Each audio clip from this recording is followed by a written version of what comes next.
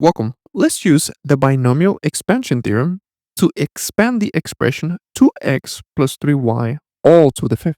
Let's start by identifying the two terms in our binomial. The first term is 2x and the second term is 3y. Now next, let's set up our expansion.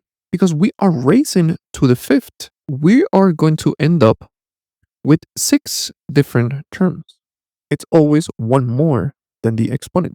And the way that those terms are going to look like is some coefficient and the first term in our binomial, which is 2x, and the second term in our binomial, which is 3y. And we're going to repeat this one more time. Some blank space for some coefficient, the first term, which is 2x, and the second term, which is 3y. Let's repeat that one more time. And let me write this down 3 more times because we need 6.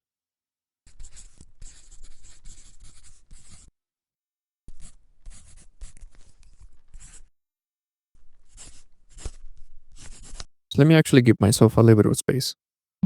Now let's take care of the coefficients. For that, notice that we are raising it to the fifth. So what I can do is I can go to Pascal's Triangle and I can identify the fifth row. This is the 0 row. This is the first. That's the second. That's the third. That's the fourth. That's the fifth. And let's not make a very common mistake. We start by counting from 0. So the value of 1, it is not the first row in the triangle. It is the 0th row.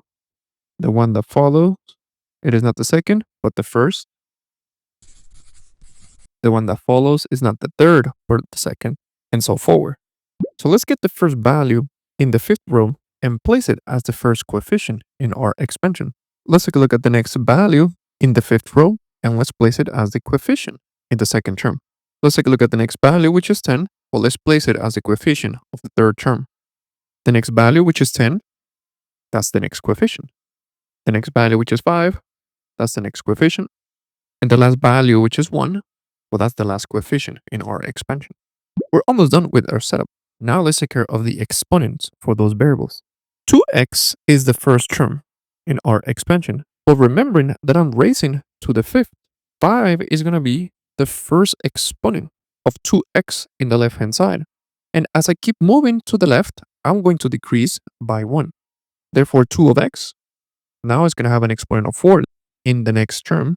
Then it's going to have an exponent of 3 in the one that follows, then 2, then 1, and then 0. And now when it comes to the second term in our expansion, which is 3y, I'm going to do the same, but in the opposite direction.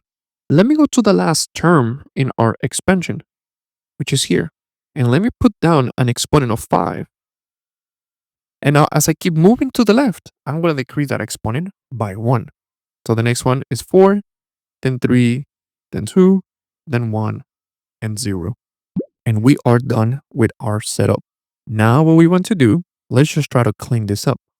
Let me erase Pascal's triangle to give myself some space.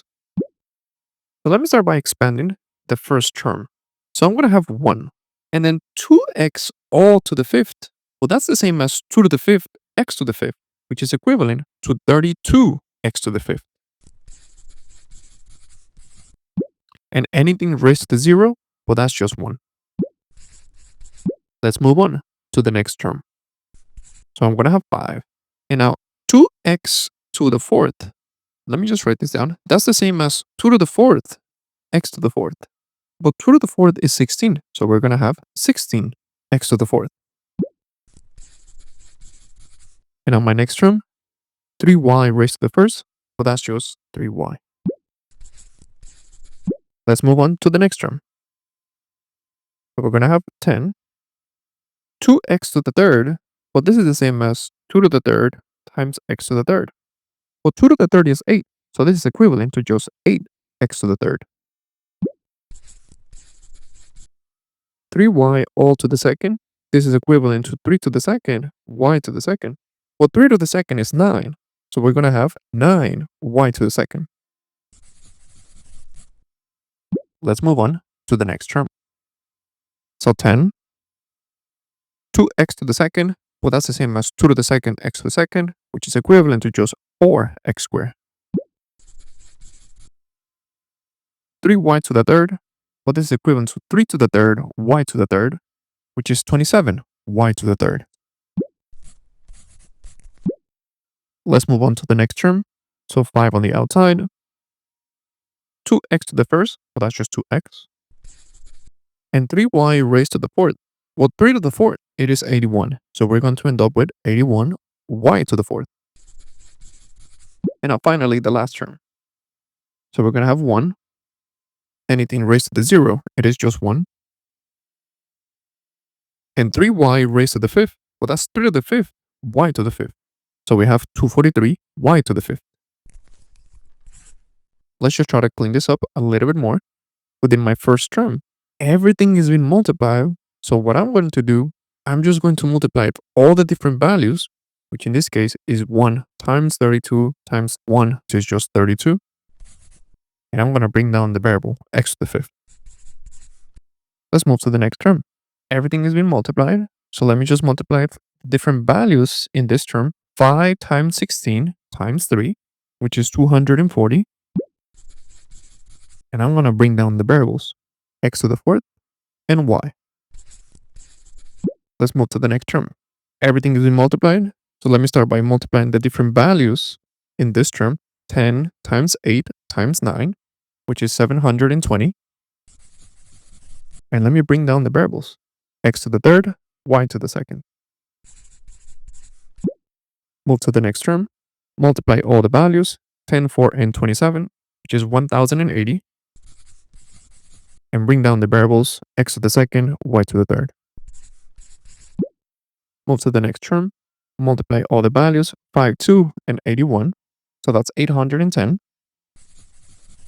And let's bring down the variables x and y to the fourth.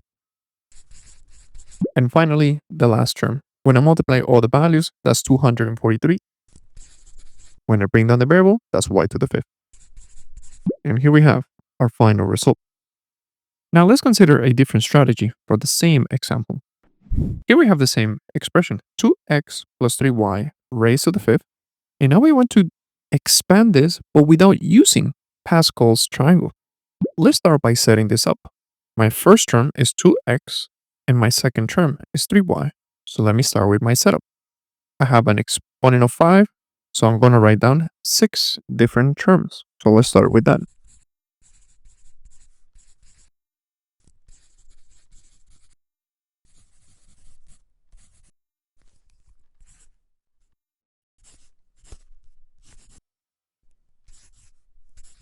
Now let's take care of the exponents. From 2 of x, let me start with the exponent of 5, and let me decrease by 1. And 3y, from the right, let me start with 5, and let me decrease by 1. And at least we have said in the past that we can use the fifth row to place down those coefficients. 1, 5, 10, 10, 5, 1. But what if don't want to use Pascal's triangle? Well, remember that we can represent the values in Pascal's triangle using combination. Instead of writing the value of 1, we can write this down as 0 combination 0. And in the next row, instead of writing a value of 1, we can write this down as 1 combination 0. In the next value, we can represent it as 1 combination 1. In the next row, the first value, we can represent it as 2 combination 0. Then the next value, we can represent it as 2 combination 1. And the next value, we can represent it as 2 combination 2. So instead of creating this whole Pascal triangle, we can just go straight to the fifth row, where the values in the fifth row are going to be computed as 5 combination 0. That's going to give us 1. 5 combination 1. That's going to give us 5. 5 combination 2. That's going to give us 10. 5 combination 3. That's going to give us 10 as well. 5 combination 4.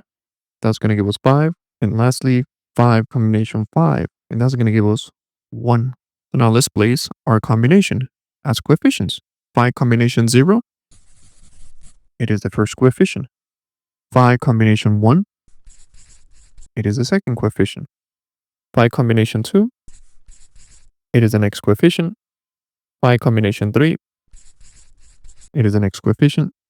Phi combination 4, it is the next coefficient. And phi combination 5, it is the last coefficient. So we can forget about creating Pascal triangle when it's needed if we remember that we can represent the same triangle using combination. And now at this point, it just becomes the same example as we had previously. Hello, if you would like to continue learning about mathematics, you can check out the videos on the left.